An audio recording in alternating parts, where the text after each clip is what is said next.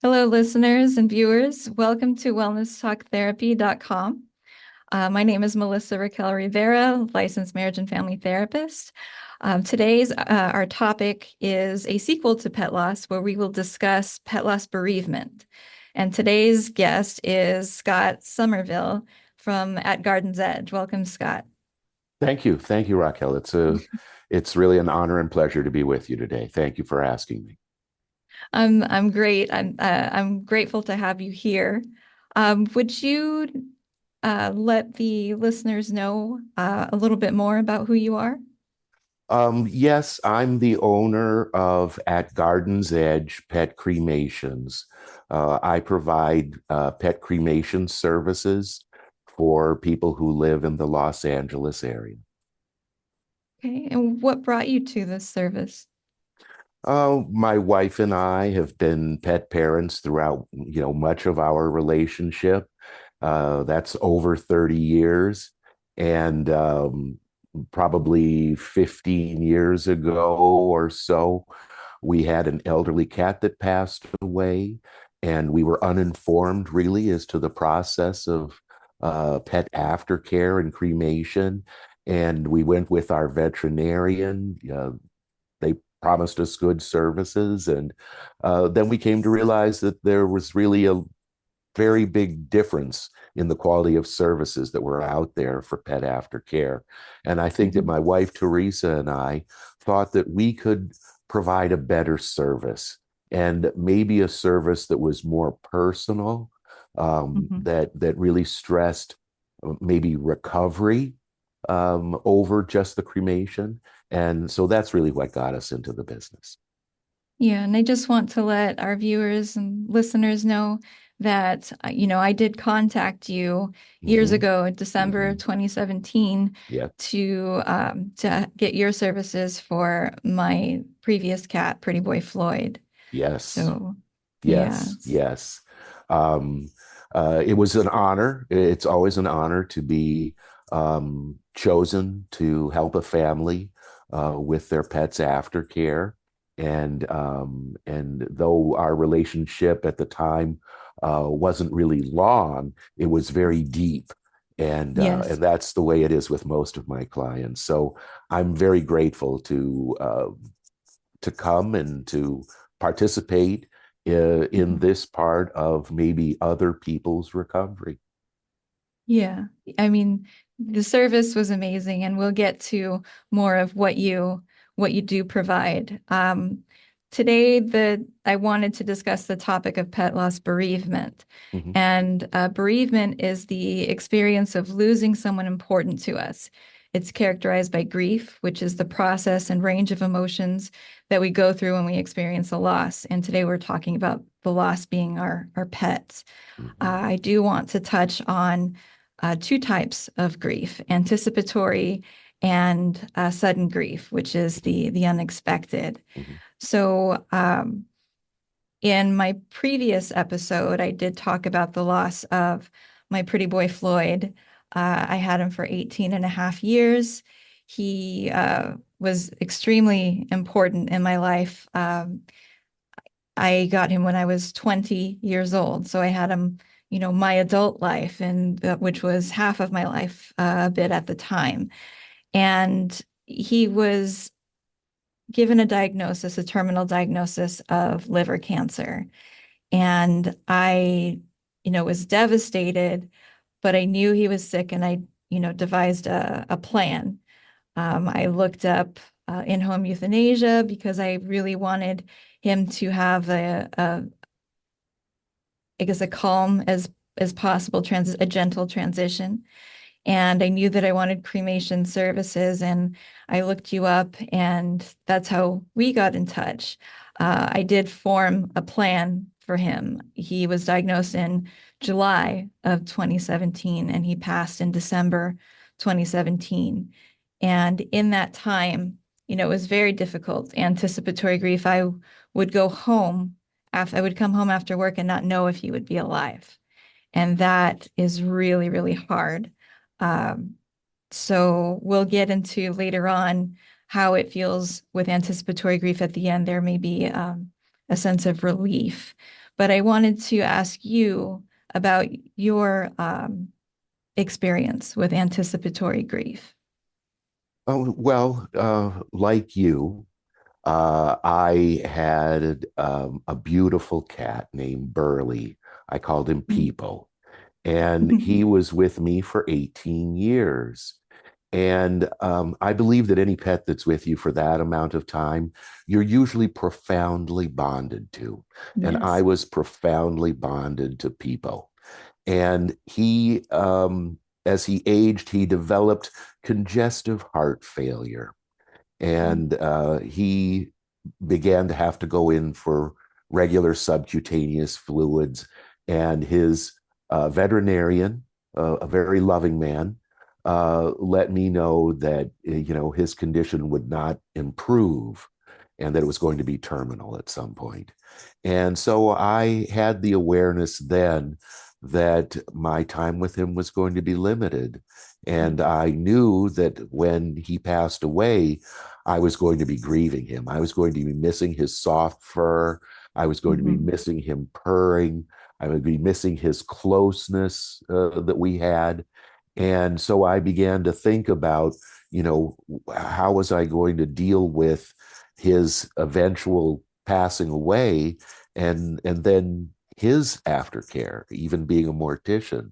So um, I know what it's like to be profoundly bonded to a pet and to be able to experience anticipatory grief. And much like you briefly explained, there is a sense of relief once a pet passes away, but Mhm.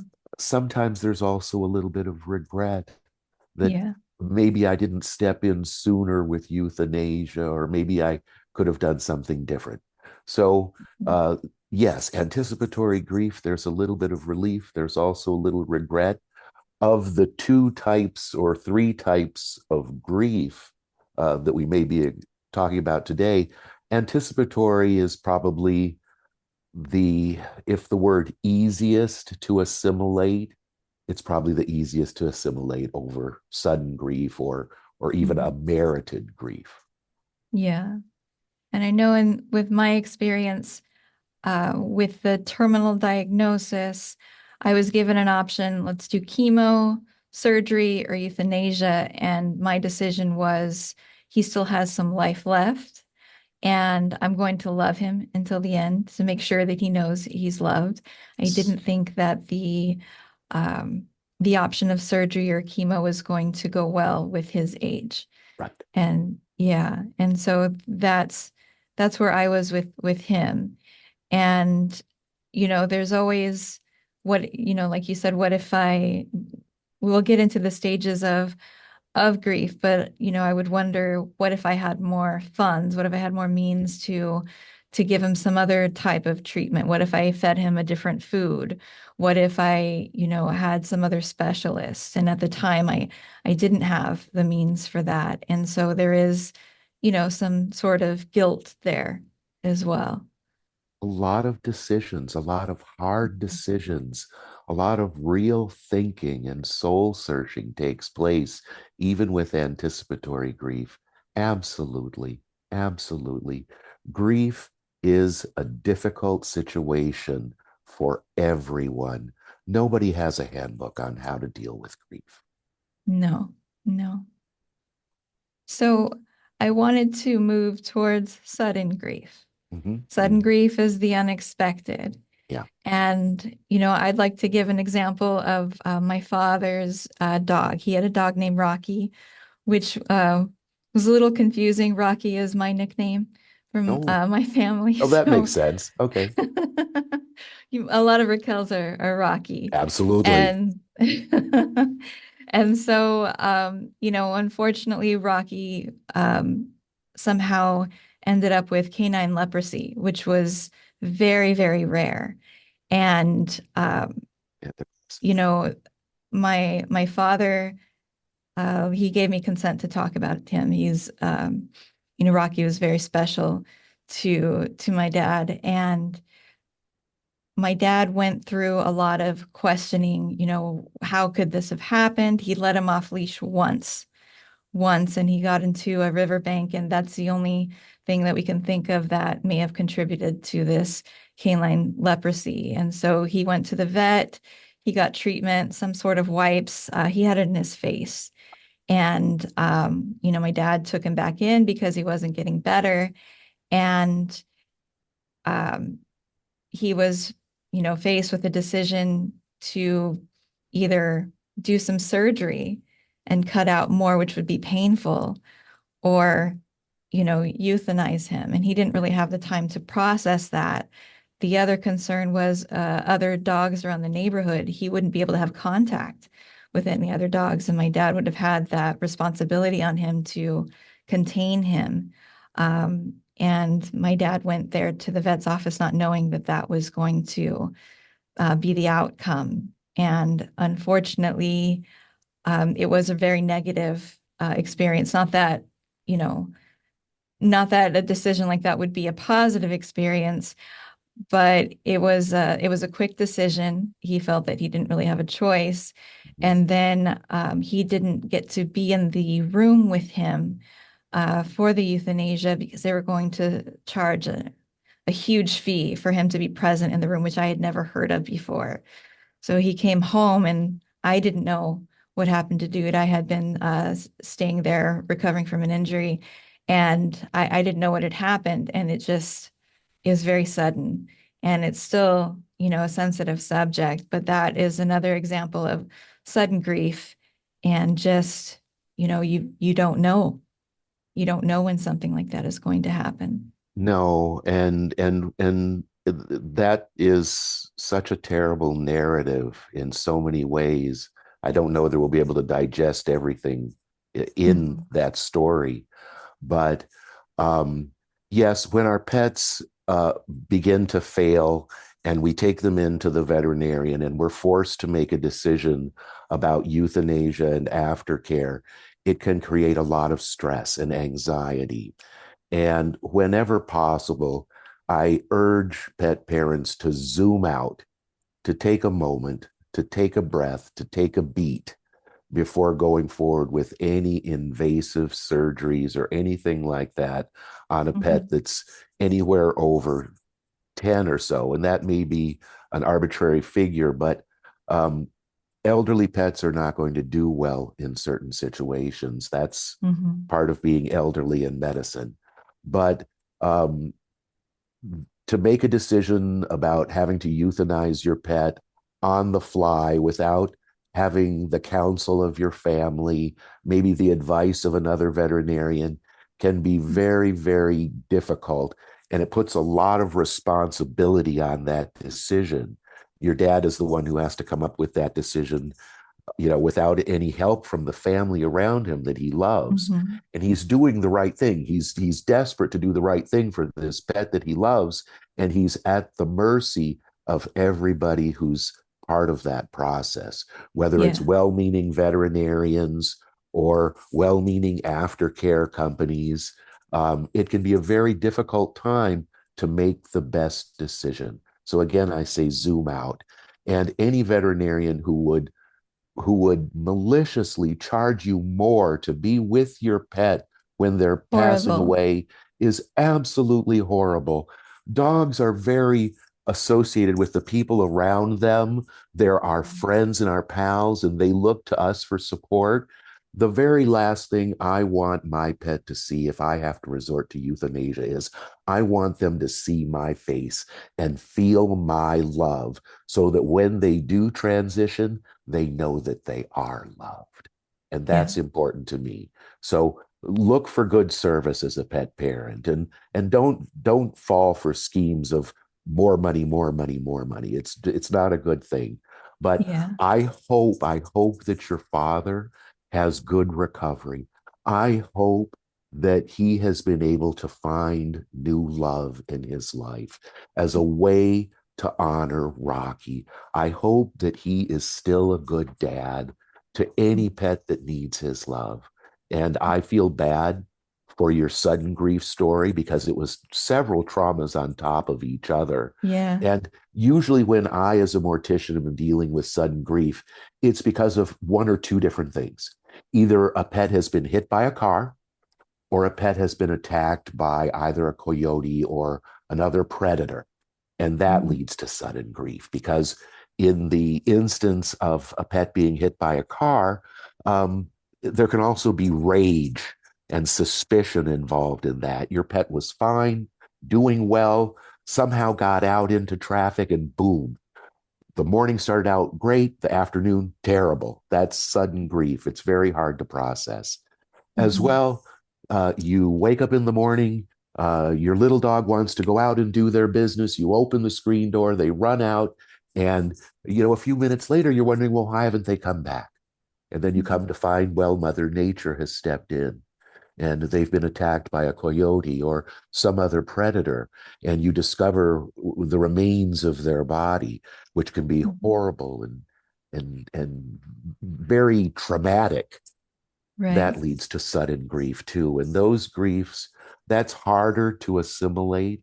It's harder to accept the loss of a pet when Mhm. it's either been by nature or it's been by um, being hit by a car. Yeah, Yeah. there's different griefs. Yeah, absolutely, absolutely. And none of them are good. None of No, them are good. no. So they're both difficult. Like you said, none of them are good. And I think in going into the anger, the rage, there's also the guilt. Like, if only I didn't do that. Why did I do that? Or why did this person zoom past, the Right. street and hit my pet? There's anger with that. There's anger if someone else let them out and didn't Oh, watch. yes, Yeah. And yes, that's hard to yes. resolve inside. Yes, yes. Because there is just as you put it, there's anger, there's guilt, there's suspicion. You look at every car that drives by to see, is that the person that hit your pet? Hmm. Yes, it can leave a lot of unresolved emotions. It can be very difficult. Of the two, being hit by a car is worse than an act of nature. An act of nature is like the sun shining or the rain falling. When a pet is attacked by another animal, there's usually no malicious intent. That pet is trying to feed its family and survive. Their Hmm. survival. Yeah. I prefer to think that that pet was struck by lightning. That's how Hmm. I. Wow. So I wanted to get into the stages of grief. There is the stages of grief, as I know them from Kubler-Ross. Mm-hmm. There are five stages. So Mm-hmm. there's denial, anger, bargaining, depression, um, and acceptance. And very rarely do people go through acceptance first, even with anticipatory grief, people bounce around. These stages aren't linear. You can regress, you can progress, and you can think that I've accepted years on, but maybe Mm-hmm. not. There's Mm-hmm. always going to be some element Yes. throughout time. Yes. And with the sudden grief, the denial is really there because it's so sudden. Mhm. I cannot digest that it just happened. Like I can't comprehend how Right. it happened, or that it happened so quickly because this morning was great. Like you said, the Mhm. rest of the day, not. And we talked about the anger and the rage. Sometimes there can be even anger at our higher power Yes. for, Mm-hmm. why did this happen? Why would you take my loved one from Yes. me? Yes. Yeah. Yes. And Questioning our higher power is very, very common, as is the vacillation of acceptance. And there is a time where, yes, we come to a certain amount of acceptance, but there's never complete acceptance. right. There will be a day in the future at some point when you're just minding your own business where you'll remember this event and you won't accept it. You'll be Mm-mm. really mad and upset and full of depression and anger and Hmm. bargaining and all of those things once again. And I think that it's okay to vacillate in acceptance. I think that that's okay. It Hmm. really is. It really is. It's a work in progress. Yeah. And I had mentioned earlier with the bargaining, if only I did this, if only I was able to do this, or, Mhm. um, maybe I'll change my behavior and Yeah, you can save my pet. right. Um, Also the, uh, with the depression, just that deep sorrow that occurs. And like I said, they're not linear. No. Um, and with the stages with anticipatory and sudden, they go, I think, at different times. Yes. The acceptance, and we'll talk about that later too.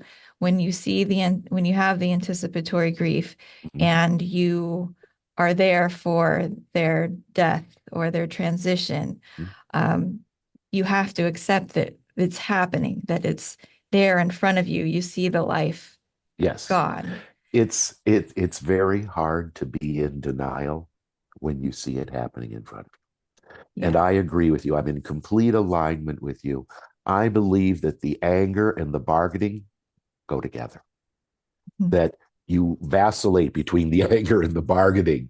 And Mhm. then the two others are the acceptance and the depression. And those two go together too. Right. And sometimes, and like you said, it's nonlinear. Sometimes you can have the effects of all five at the same time. Sometimes you can feel just as light and moving on with time as possible. And then other times you'll trip and fall and you'll realize, you know what? Grief has got me again. Yeah. Grief has got me again. And and sometimes, and I believe that it's true, we have to really accept that grief is going to happen. Yeah. And part of the acceptance, well, actually, the it was hard for me to accept because I was still in denial, as I knew that the diagnosis was terminal. I knew it was coming, but in my mind, I thought, no, he's going to live until 20 because when he's 20, I'll be 40, and that's half my life. And in my mind, that's just what I thought it was going to be like. And Right. I was set on that. So when this happened, I thought, there's no way he has to make it till 20. But that just wasn't what occurred. But in my mind, and and I'm sure that there are other pet parents out there too that have in their mind, they'll live through this and they'll get to Yes, at least this yes, stage of my yes, life. But it yes. just doesn't work that way. Well, if I could share with you just a precious story. Not many Sure. years ago, I went to pick up a pet in a nearby suburb that was 25 years old. Oh, wow. And when I got to the home, it was a palatial home, gorgeous, lovely, lovely, no expense spared home, fabulous. I could see why the pet lived 25 years. How could heaven possibly be better than this home? And Mhm. the pet parent, the woman was so precious. She said to me, Scott, I thought he had a few more years left. And I was like, wow, 25, you've already done really remarkable. So that's one Mhm. aspect. And then I reeled it in and I thought, wow, it doesn't matter whether it's 18 years, 19 years, 7 years, or 25 years. It's never a good time to lose a pet, that the Mhm. grief is going to come and nobody wants that. And you know, precious is the thought that our pets would live half of our lives. I think that many Mhm. people actually romance that they're going to pass away and that their pet is going to come to their grave and sleep on their grave and howl at the moon and do things And like that. inherit all of their belongings. Exactly, exactly. A largesse, the estate, absolutely. We always hope for that. That's sort of a Rockwellian picture that we paint in our head of our relationship Mhm. with our pets. But just as you said, it's not really based in reality. Life is Mhm. much different. Life is much shorter for our pets and often longer for us. But then on occasion, things can be swung around in the cruelest of ways. Mhm. Yeah. So I wanted to move into how we honor our pet because that's where, your services come in. So I'd like for you to talk about um, about your services, how you enter into the scene. Um, my clients contact me most often by word of mouth. They've heard about my services. They know that I'm very dedicated to bereavement advice as well as the very best possible cremation services I can Mhm. afford their pet. And most of my clients want the very best for their pets. So they will contact me through a referral, or they'll read about a review from one of the websites that review businesses, and they'll contact me.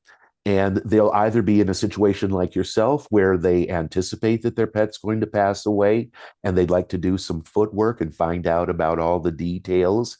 And I gladly Mhm. dialogue with them, my thoughts, my services, and my prices as I would with anyone. That's one type of client who contacts me. The other client, of course, is sudden grief clients who their pet has been hit by a car, attacked by a coyote, or has passed away in veterinary care because of some condition. And they contact me, and often they're in fear. And I try to assuage that fear as quickly as possible.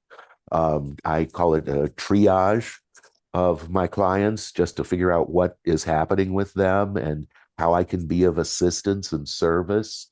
And I try to provide advice before I do anything. But then I am there to go to their home, to go to their veterinary hospital or an emergency hospital to pick up their pet after their pet has passed away or transitioned, and Mhm. to pick them up and return them to my facilities where I provide aftercare services, which include um, often making a keepsake clay paw print. Keepsakes are important. Maybe a Mhm. lock of fur, performing the cremation service, placing the ashes in an urn, returning them to the client in a timely manner. I do most all the work myself. I tend to be very anal retentive about my work. I want things to be perfect for my clients. Mhm. And I'm called when people need me. And it's usually when they are at their worst, when they Mhm. are in fear and desperation.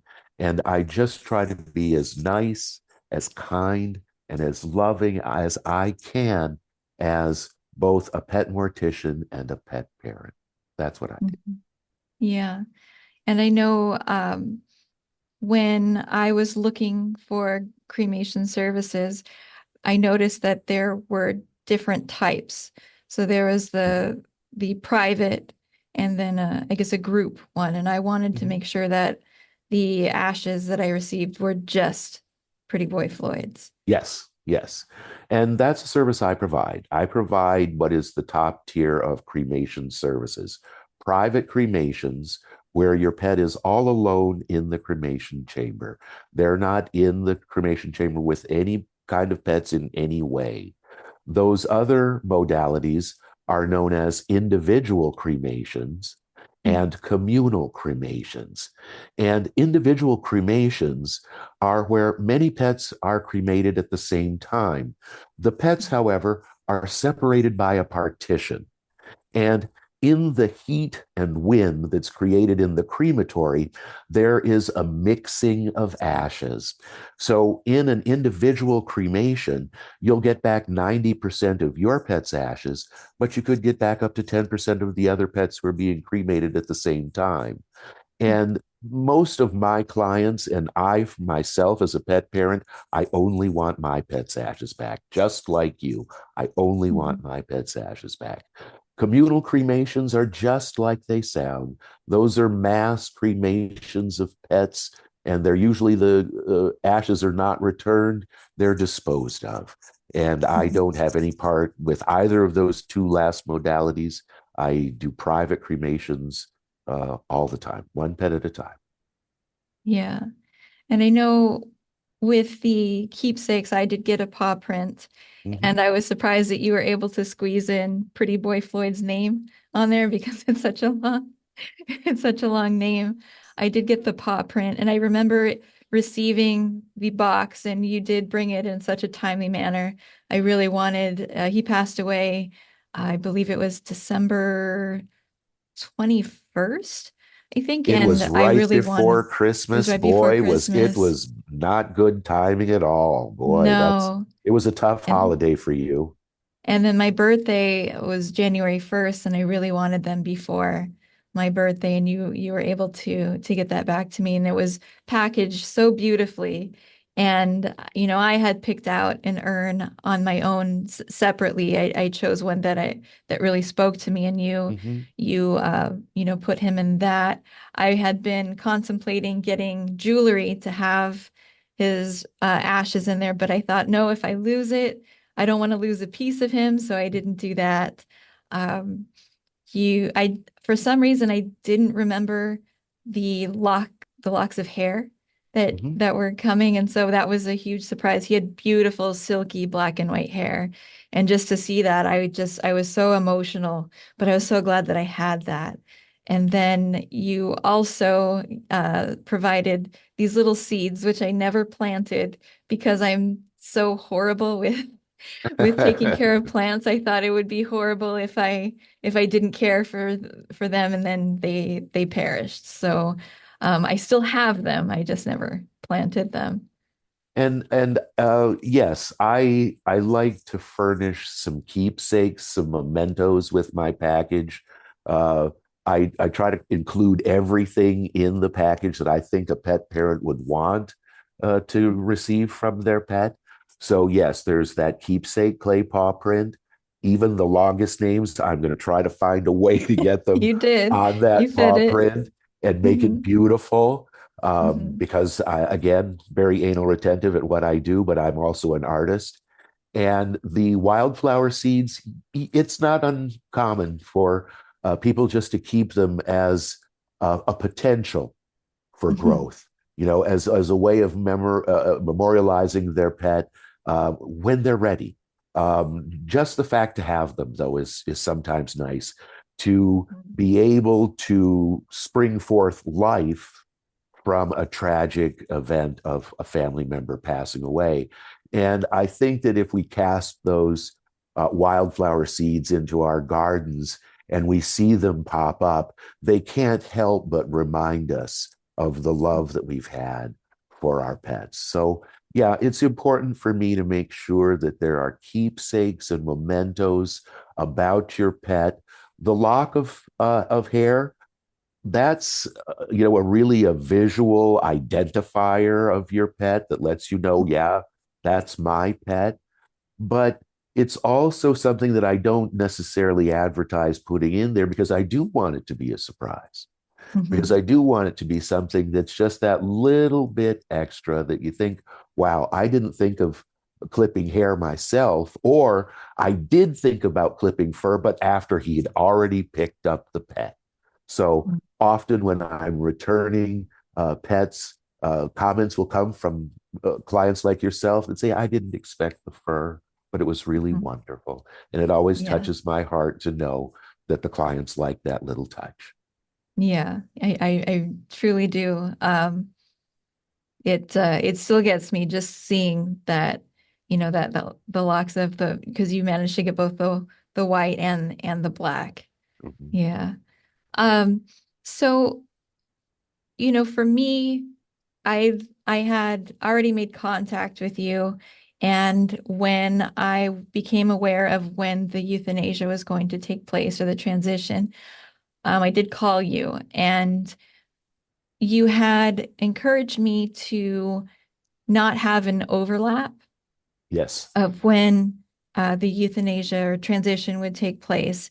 And then when you would come, you encouraged me to spend some time with him after he transitioned. And I didn't quite understand it at the time, but it was helpful. I needed to see him, and all of that, the denial, the anger, the bargaining, the depression just totally consumed me in waves.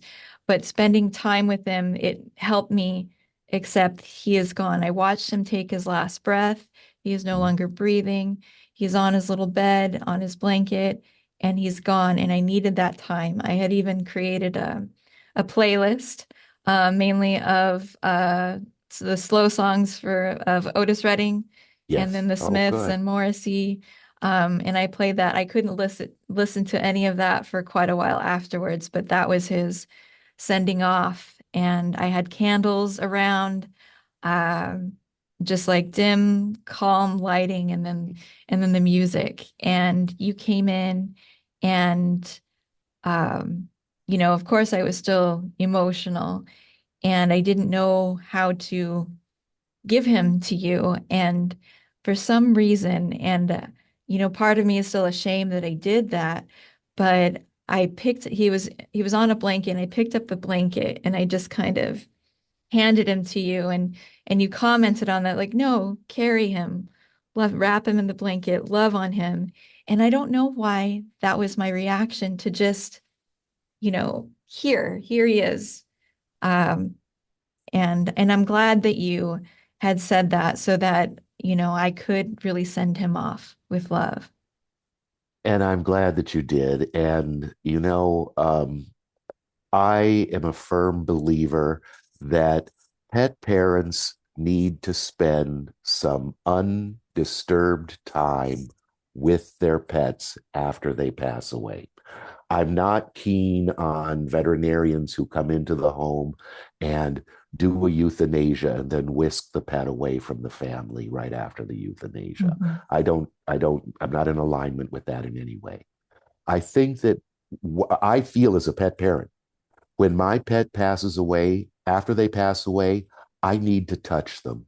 I need to love them. I need to kiss them. I need to feel their fur. I need to feel their warmth. And Hmm. I need to do that without feeling rushed, without feeling like there's some sort of time frame that I need to emote and then get over it.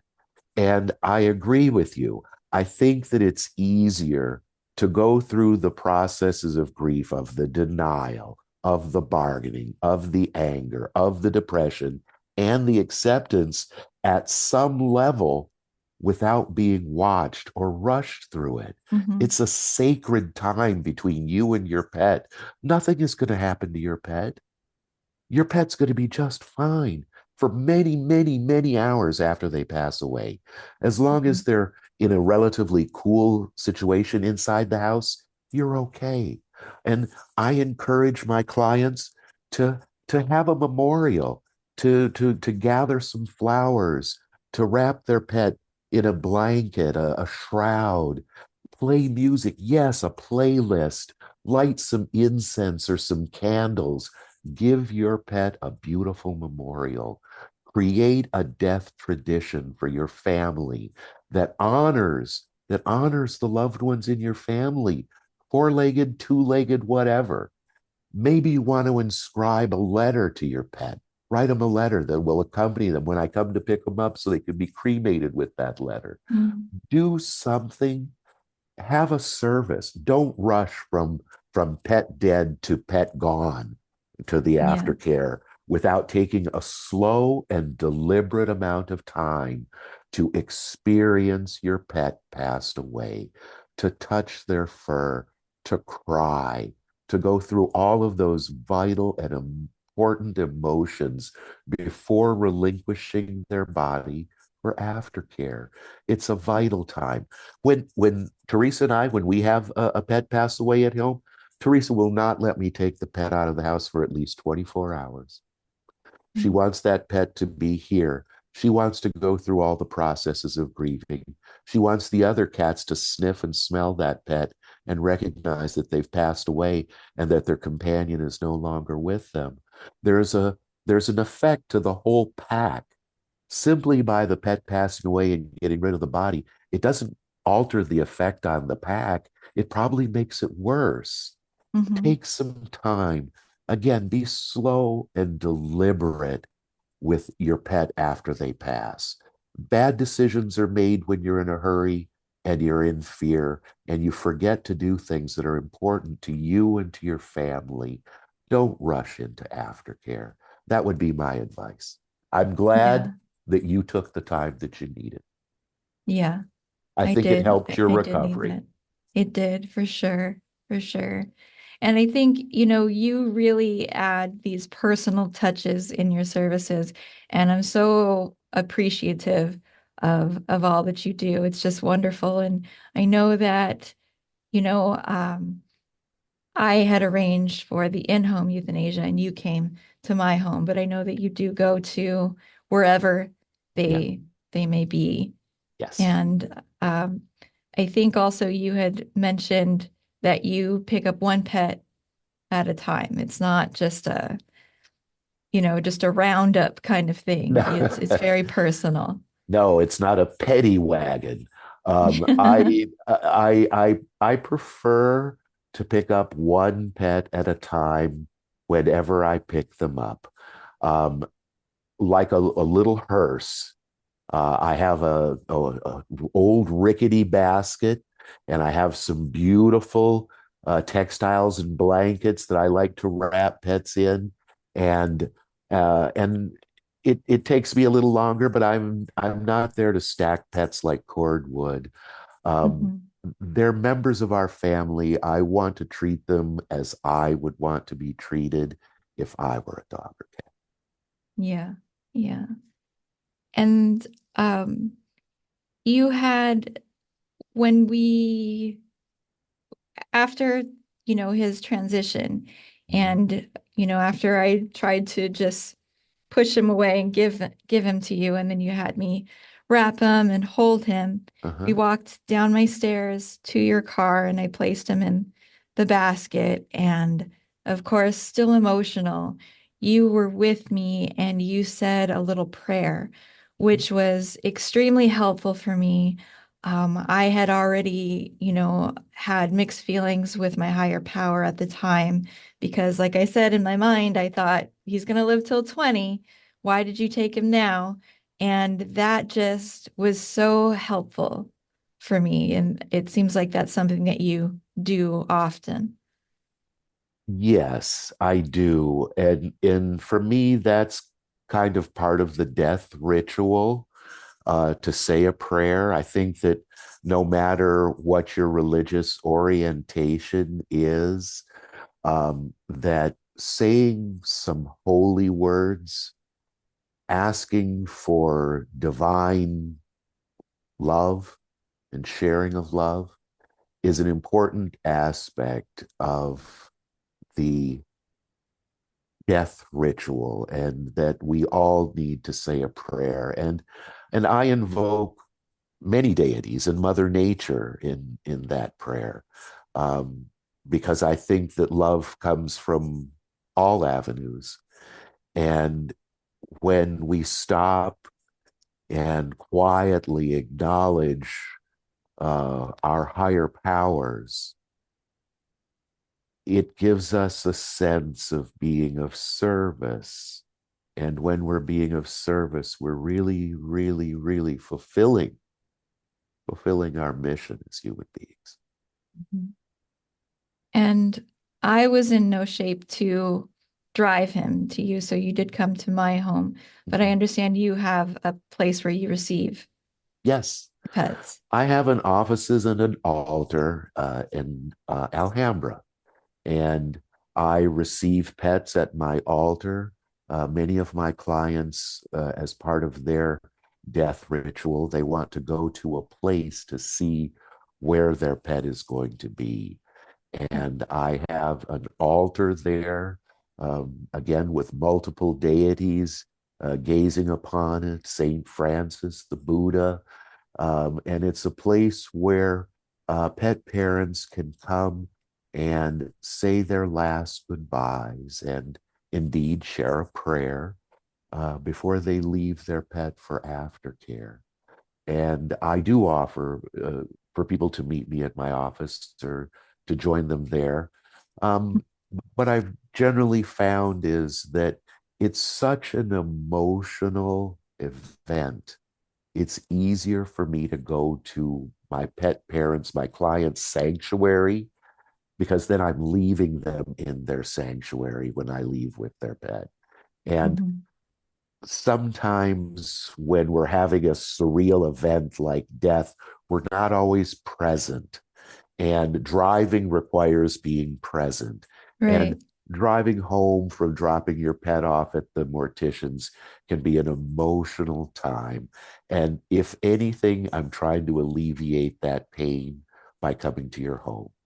But as I said, there are people who really prefer to come to a quiet place where there's soft music and flowers and candles and incense, where they can grieve and daub their eyes and cry.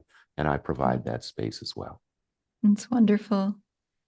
So, you mentioned keepsakes Mhm. earlier with part of your package, and I think that that's one way to honor our pet is keepsakes. Um, what are some other ways that you would honor a pet or that you would recommend honoring a pet? Well, I find sometimes as pet parents, our last engagement with our pet, we see them sometimes in not their best representation, and or in sudden grief events, we see them in very tragic condition. What I like to do and recommend to sort of, again, start the recovery is look in your phone, look for a picture of your pet where your pet is looking at the camera with Hmm. lots of personality, and print that picture and put it in a frame and put that picture frame in your home at your altar. Maybe you have an ofrenda or something like that. But that framed picture should be your portal to talk to the spirit of your pet, a way that you can look at that picture and emote, communicate, remember the love of your pet in a way that they would want to be remembered. And I think having a keepsake like that, not just in your phone, but tangibly in a space of reverence in your home, Hmm. honors your pet in the same way you would honor your grandparents or your uncle or your parents. There should be a space, maybe an altar. And I think that something like that is one good way. And if not just a picture, then maybe an art piece, maybe a work of art that you've dedicated to your pet. I had a client who was a ceramicist, and when I returned the ashes to her, she took some of the ashes and threw it in some clay and made a Oh, vase. wow. Then she took some of the ashes and put it in the glaze and glazed the vase with some of that glaze, then put the ashes inside the urn, and that was her urn for her pet. That was Wow. one heck of a memorial. Now, you Yeah. don't have to go that far. Maybe a collage or a water painting or something where you can sit down and create some memorial representation, something Hmm. quantifiable about your love for your pet. That's important, I think, to healing and recovery. And I also think it encourages acceptance and pushes away depression. Yes. I created acrylic paintings. I have two paintings that I did of him. I do have photos. Um, I, I had him at a time where we didn't really have phones on our cameras. So I didn't have as many photos of his younger years than I did of his older years. I do have photos around. After he passed, I created a photo album with 500 photos that I had, and it was Wonderful. exact. I had that many, and I don't know if you can see it. Oop, I keep hitting the mic. I have a little tattoo She has a of him on tattoo my, of Pretty Boy yeah, of Floyd. Pretty Boy Floyd. Yeah. He's Yeah. um That's, he's always that's with me. that's very common. I'll make a paw print for a client and they'll say, "Oh, Scott, could you make a photocopy because I want to get a tattoo of the paw print on my arm." And Hmm. lots of pet parents are doing that now. It's not uncommon. I think that's a good way to to keep our pets close to us is Hmm. some memorial like that. That's wonderful. He'll always be with you. He'll always be with you, anyway. And I'm Yeah. sure that looking at that tattoo, sometimes you smile and you're happy, and Hmm. sometimes you're teary and sad. Yeah. And I also say a little message to him every night, and I have since, yeah, since he passed. I say a little something to him every night, and that's just a part of my nighttime ritual now. Yeah, And yeah, yeah. I make great effort to do that. Um, you know, I am now able to listen to that music that I wasn't able to listen to for a while. I also, you know, do um, do spend time with his all of his belongings too. I think it's important to still keep Mhm. those if you can. In my father's case with Rocky and the canine leprosy, he had to get rid of all of those belongings Yes. because Yeah. they were Yeah. contaminated. Yeah. Yeah, it's that can be hard. Getting rid of pet paraphernalia can be hard. Often Mhm. it has their smell on it, Mhm. which gives us comfort. Sometimes just seeing the items, whether it's a litter box or a pet bed, just seeing it where it's supposed to be is comforting to us. And Mhm. I recommend to pet parents, don't just run through the house throwing away all of those things. They will bring you some sense of comfort uh, if you try to move them out slowly. Don't be reactionary about taking those things away. Moreover, if you have a house where there are other pets, those other pets are going to be kind of disturbed by you taking all that stuff away because that's part That's of their true. routine too. So That's yeah, true. so keep some of those keepsakes around. A good smell can transport you through time. Yeah. Hmm. I don't know what it was about his scent. It reminded me of Mexican chocolate. Mexican chocolate is a very earthy, kind of cinnamony smell, and I kept pieces of Mexican chocolate to smell every now and then because it that's what he smelled like when he would go outside leashed. He would roll around on the dirt, and that's what he smelled like. How Um, wonderful. How wonderful. I'm glad that yeah. you have something that can transport you through time and take you Hmm. back to how close that love was. That's Hmm. really important. It's very spiritual, those feelings. Yeah. So I wanted to talk about self-care. Okay. This is a difficult time for us when we lose our pet. Mhm. It is we do want to make that effort to have that beautiful send off, as best we can. But in terms of self-care, it is important to have a support network that does appreciate the bond that you had with the pet. Not everyone will, Right. appreciate the bond that you had with your pet. So it's best to stay, with those that get it, right? Yes. That Yes. understand. Yes. I do think that's important. It absolutely is because there's a form of guilt, a disenfranchised guilt. And I usually see it from relationships between people who have pets and people who don't have pets. And people who don't have pets are very cavalier in asking, well, it was just a pet. Why are you so broken up? Get over it. Hmm. You've got work tomorrow, blah, blah, blah. Um, Rarely, if ever, will another pet parent say that to a pet parent. Right. You will have empathy, you will have understanding, and that's a good thing. Yeah, disenfranchised grief where you're not given the opportunity, the validity to have these feelings, that can be very, very lonesome. You can feel very alone. And I encourage good fellowship. Hmm. Be around other friends who have pets, who understand what you're going through. Their love is going to really help your recovery, and you're going to need it.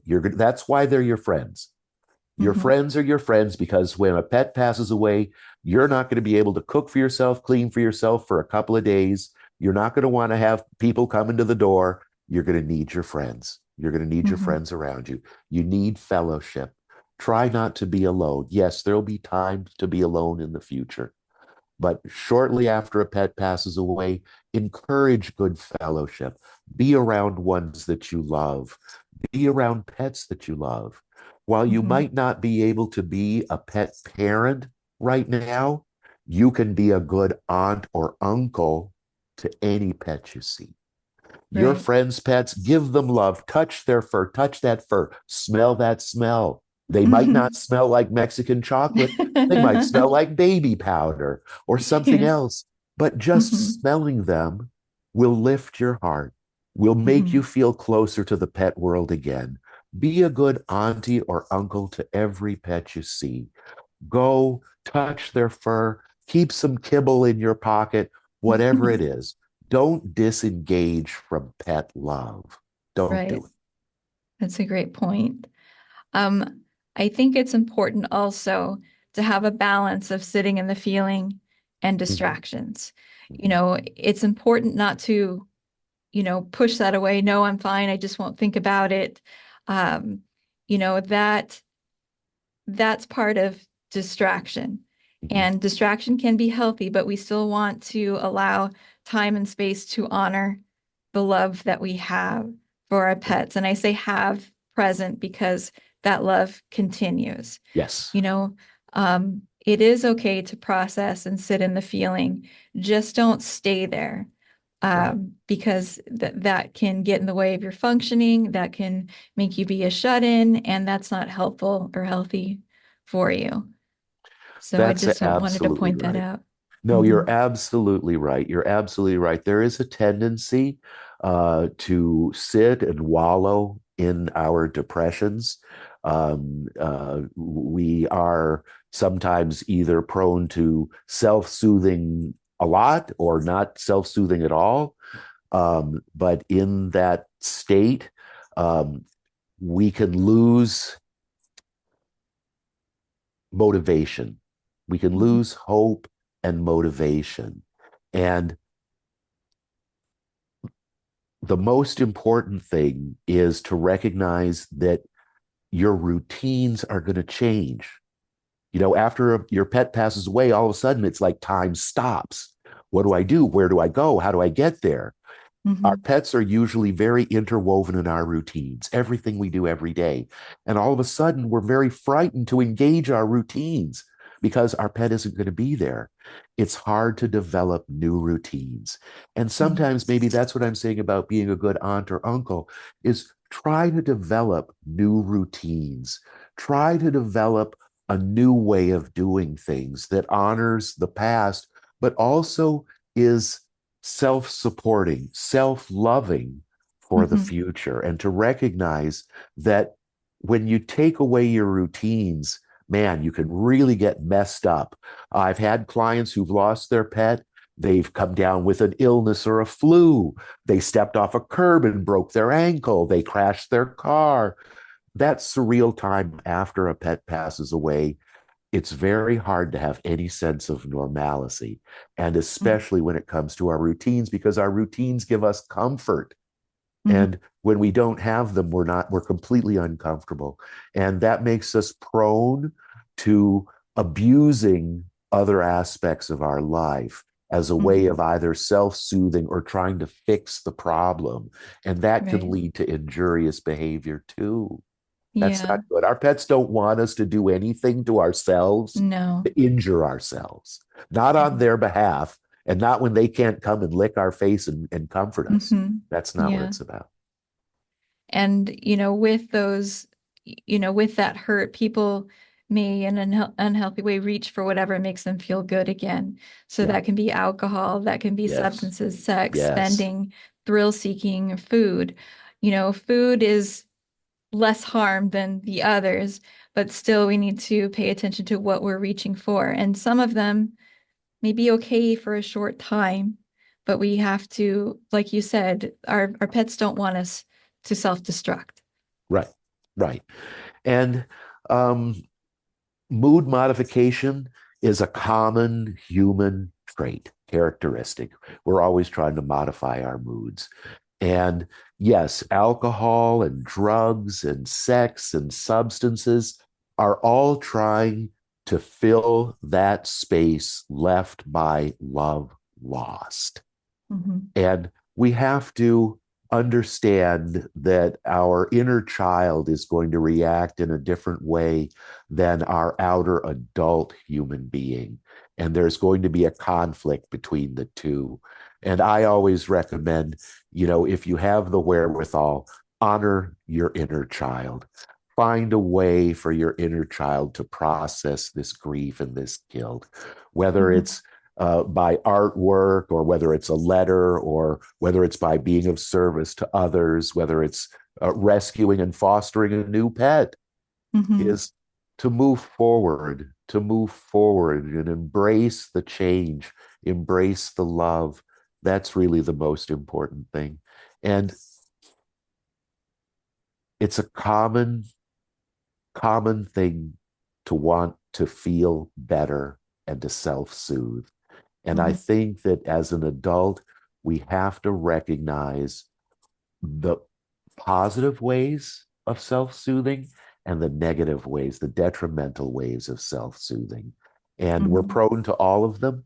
And going through that process, that's probably part of life's rich pageantry. But as we said earlier, it's better not to dwell in morose, in misery. It's better to live with hope and motivation. And Right. that's what our pets bring to us. And so maybe looking to being around pets again will help us process not so much the bad tendencies, but move towards being of service. Right. Right. Other ways to look towards healing would be therapy, either individual or family therapy, depending upon who's grieving. Are you grieving alone? At home? Are you grieving with family that, are also struggling with the loss? So, you can look up different therapists. Some may Yeah. specialize in pet loss Yep. bereavement, but at least Yes. try to find someone that specializes in grief and loss.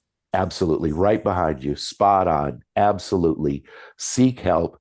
Get out there. You're not alone. There are lots of excellent caregivers out there who will answer your questions, dialogue with you, give you a point of reference, help you with your narrative. Absolutely. I completely agree with you. I'm in complete alignment that everyone's mental health should be of importance during a pet's passing or the loss of a family member. Absolutely. Mhm. So it's important to have some sort of reflection on the positive memories that you had with your pet, Mm-hmm. regardless of the length of time that you had them, Mm-hmm. because they're all special to you. Um, but it is important to reflect on the positive and not so much the loss. The loss hurts and the loss happened, but they were there with you. Let's celebrate those moments. Let's remember those moments. Share stories. Pretty Boy Floyd was very regal. He would meow to announce he was entering the room. He would do a little circle and meow, I am here. And then he would sit down in front of you and meow again, I've landed. And I laugh about that now just because, that was his typical um, that was his typical behavior, or he'd be very jealous and very possessive of me. No one else could sit by me. No one else could talk to me on the phone. He was jealous. But, those are fun stories that I like to share. I talked about, having a large photo album. I don't look at it that often, but just having it. I have him on my phone. He's like my screensaver on my computer and on my phone. Mm-hmm. So I see him often. But it is important to do that. There's also, hard times, birthdays, anniversaries of death can be very significant days for you, but you can still Yes. honor them. Yes. Yeah, Yes, every day can be tough. Every day right. can hurt, sure. The anniversaries of a pet's birth, the anniversary of their death, absolutely can be very poignant and difficult times. But just as poignant and just as difficult are the days where you're just minding your own business, going through your regular Mhm. day, and all of a sudden you're in your car, and out of the corner of your eye you see a little cat that looks like Pretty Boy Floyd. It's like, ah, and it has no bounds. You're going to go through that pain whenever it Yeah, strikes you. And but that's what love is. That's why the importance of loving ourselves, our creatures every day, and being present is so important, because one day they'll pass away and all we'll have is memories. And even if those memories are all positive, we're still going to miss them. right, right. It is important to keep that connection, wanting to forget. I understand that, but it's not that helpful. You know, um, I keep that connection with that little saying that I do at night to him. And, I think that that's an important piece. Um, but wanting to forget, we talked about some people just trying to get rid of all the belongings as if, Right. they were never there. And that's Right. that's not healthy. Honor, No, remember that your pet was there and a part of your life. no, that's deep denial. And Mhm. yeah, that's it. That can be very hard. And I have to be honest with you, there aren't that many people who do that, thankfully. Mm. Most today, and it seems to be evolving as we seem to be evolving as human beings in a more sensitive way, that um, that people are free to feel the feelings of loss and sadness and regret, um, and all of the other things that come with it. And that's really good. I think that's productive for Mhm. everything, for all creatures. Mhm. And it's important to have some type of self-soothing routines. Like I Mhm. have a little saying that I do, but for the first maybe 4 years after his passing, I would light a candle after I came home from work, after a rough day at work. I would light a candle, a little tea light one, and I would use that in my mind. I pictured like this being a window where I could, feel his presence and just think about him. And that was my routine that helped me. Um, Not only hold his memory, but feel that he's still there. And maybe he is, maybe he isn't, but that feeling was important to me. If the feeling is important, he's still there. And I think Hmm. that's what we that's what I would comfort myself is, as long as the feeling is there, he's still there. Hmm. And I want that feeling. I want to keep that feeling. I want to recognize that sometimes it's going to lift me and sometimes it's going to bring me down. But it Hmm. was a valuable, important relationship. And I have now other kitties. I Hmm. rescued four more Oh, brothers and sisters, hmm. and they're nothing like people. We don't have the Hmm. same interactions. It's completely different, but they love me. I love them. Life is good. I have hope and motivation. When I come home from work, one of them, Boomer, comes over, bumps into me a few times as though if to say, hello, I'm here. You're sitting on my couch. And it's a good thing. No, I totally get it. And the comfort of those routines, like you lighting your little candle, that's a new routine. It's a new Hmm. routine of love. And it's something you're going to do probably forever, ever. And Hmm. and I hope that I'm always rescuing and having pets in my life. My life is so much richer and it has so much more meaning and feeling to it because of these creatures. And even Hmm. though as a pet mortician, I come in at the very end of a pet's life, or pet parents' relationship with their pet, um, pet life is really, really important to me. And I like to see people and pets live as long and as happily as they can together, together. Hmm. Yeah, yeah. So I wanted to, summarize what we've talked about today because we're getting close to the end here. Sure. Um, some of the points that we discussed, pet loss bereavement is difficult, regardless of anticipatory or sudden grief. But we have talked about, and even in my previous episode, that sudden grief seems to be the harder. one, the Yes. more difficult Hmm. one. Hmm. And grief is complicated. We talked about the different stages, denial, anger, bargaining, sadness, depression, and acceptance. But there's no Hopefully. time limit on that. I think Yep. we're always grieving in some way. Mhm. Yeah. Yep, I would Yeah. be in alignment with that. Yes, absolutely. It's a dial. Sometimes we're grieving at 10 or in Spinal Tap case 11, and sometimes we're grieving at 1 or 2. Hmm. Yeah, absolutely. Yeah. Um, Another thing that we I think we did talk about, in our expectation that they're going to live throughout this milestone, or they're going to outlive me and I'm going to, give them inheritance or something Mhm. like that. We do need to accept that for the most part, for most of us, we're going to outlive our pets, and Yes, we have to yes, accept that they age quicker than we do. yes. They, and that's what's hard. We see them when they're young, when, I had Floyd when he was a kitten, and, Mhm. and he aged into, I guess, the equivalent of his 80s, Yes, and we do almost need to 90. accept, yeah, we do need Hmm. to accept that. We also need to make it a point to enjoy our time that we have with our pets. Doesn't matter how long, we still need to, really focus on enjoying them. And I think that the greatest thing that we can do for our pets throughout their lives is to make sure that they know that they are loved. Yes, I think that that's the greatest yes, thing that we can do. So whatever time that they may pass, you know that you did your job by making sure that they know that they were loved. yes, Yeah. yes. I'm in complete agreement. Absolutely. Mhm. Absolutely. I am in complete agreement. The most important thing that we can share with one another, two-legged or four-legged, when we pass, is to let our pets and our family members and friends know that they are loved. Hmm. Yeah.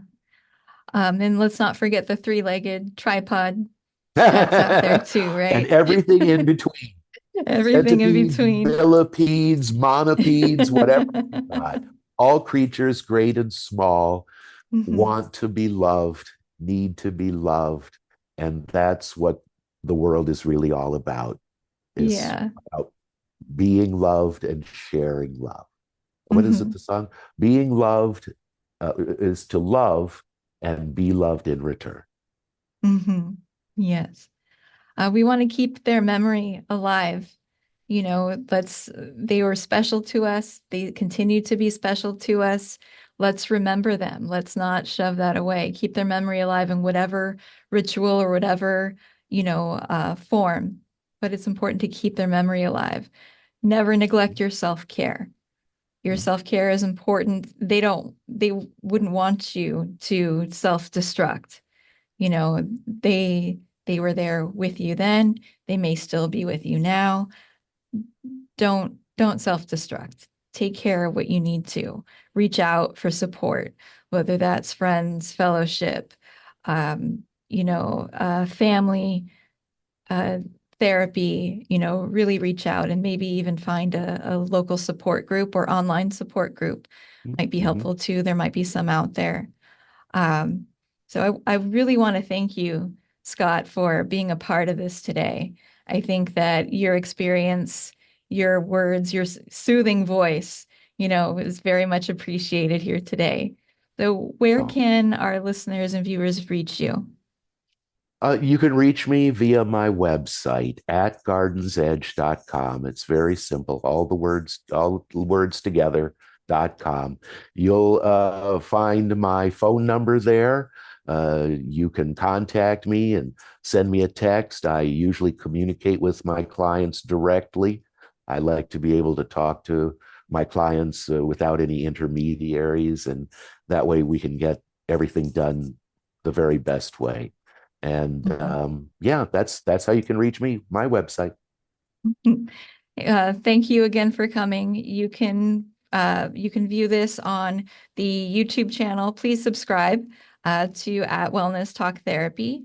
My website is wellnesstalktherapy.com, where you can uh, view my phone number, my email, and get into contact. I will soon be putting out some resources to help people with pet loss bereavement as well. So thank you again. And I want to say Thank you. good. No, thank you. Thank you for inviting me, and thank you for promoting a dialogue Mhm. about wellness for pet parents. I think it's vital It today. is. I appreciate the work you're doing, and I am very honored and grateful to have participated. Thank you. You're welcome. You're always welcome. If you have more that you'd like to share, this is a part of therapy that isn't really highlighted so much Mhm. with pet loss and bereavement, but I do think that it's Sure. important. And that was my reasoning for doing, one on the transition for pet loss and then this on bereavement. I want to promote that this is a thing and that, there is help out there and there is information that is vital. So I Yes. much appreciated. Um, I want to say goodbye to our listeners. Please look out for more episodes in the future, and I'll sign off and say goodbye. Thank you, Scott. Work well done. Thank you, Raquel. Welcome. Bye.